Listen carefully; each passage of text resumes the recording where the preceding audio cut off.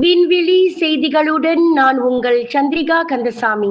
சொந்த தந்தையால் கொலை செய்து புதைக்கப்பட்டதாக நம்பப்படும் ஜோகூரை சேர்ந்த 6 வயது சிறுவன் திஷாந்த் கொலைக்கு அந்த சிறுவனின் பராமரிப்பு உரிமை தொடர்பில் கணவனுக்கும் மனைவிக்கும் இடையில் ஏற்பட்ட சர்ச்சையே முக்கிய காரணமாகும் என்று நம்பப்படுகிறது.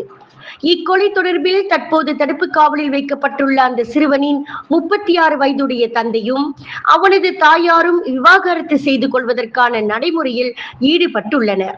இவ்வேளையில் அவ்வாறு விவாகரத்து செய்து கொண்டால் சிறுவனின் பராமரிப்பு உரிமையை யார் ஏற்பது தொடர்பாக எழுந்த குடும்ப சண்டையே கொலைக்கான காரணம் என்று நம்பப்படுகிறது என நெகிரி செம்பிலான் மாநில போலீஸ் தலைவர் டத்தோ அஹ்மத் ஜாஃபீர் முகமது யூசுப் தெரிவித்தார்.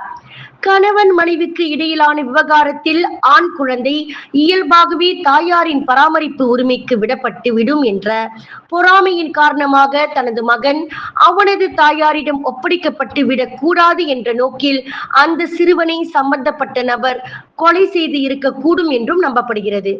சிறுவன் புதைக்கப்பட்ட நெகிரி செம்பிலான் ஜம்பூல் பகுதி அந்த நபருக்கு பரிச்சயமான பகுதியாகும் என்றும் சிறுவன் காணாமல் போனதாக புகார் செய்யப்பட்ட அன்றே தனது கணவனின் செயலில் மனைவிக்கு ஏற்பட்ட சந்தேகம் மற்றும் அளித்த போலீஸ் வாக்கு மூலமே அந்த சந்தேக பேர்வழியை அன்றைய தினமே கைது செய்வதற்கு வழிவகுத்தது.